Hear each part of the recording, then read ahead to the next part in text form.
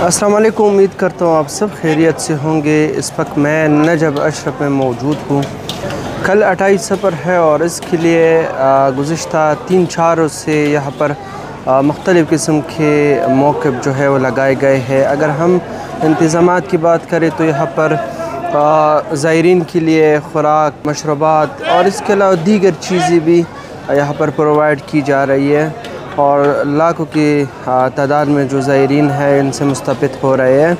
अगर इस तरफ आप देख लें तो मौक़िफ़ अभी भी लगे हुए हैं और ज़ायरीन को फ्री खाना, चाय, इसके अलावा दीगर चीज़ें भी जो है वो दी जा रही है।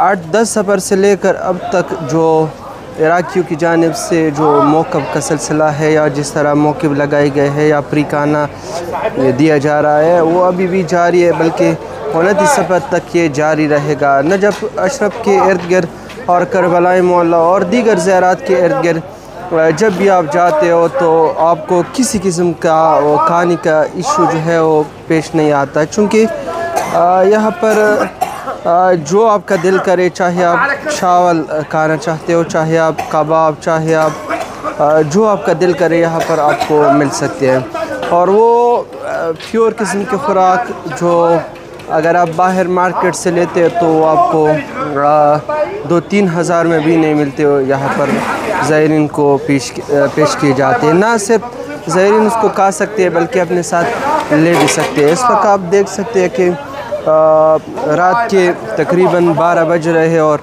अभी भी जो ज़ायरीन है उसको ये हर किस्म के खाने जो है वो दी जा रहे हैं। चाय वग़ैरह का इंतज़ामात है, इसके अलावा पानी वग़ैरह देते हैं। आप जिधर भी जाए ना, आपकी नज़र जितनी भी जाती आपको मौक़िफ़ ही नज़र आते हैं।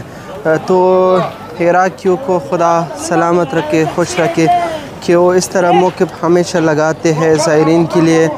और अक्सर लोग परेशान होते हैं कि अरबईन के लिए आए तो हम क्या करें, लेकिन जब आप अरबईन के लिए आते हैं तो उनके लिए मेरा यही रिक्वेस्ट है कि आप जब अरबईन के लिए आते हैं तो आपको खुराक की किसी किस्म का टेंशन नहीं लेना है।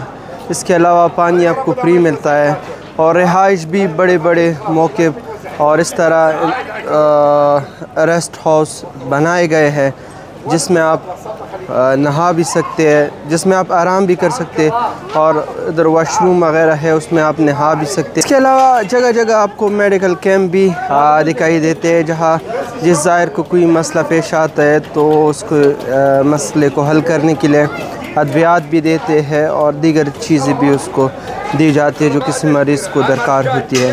तो मौक़िफ़ का सिलसिला अभी भी जारी है और अभी भी लोगों को जो है ताम वग़ैरह दी जा रहे हैं, तो मशकूर है इनके।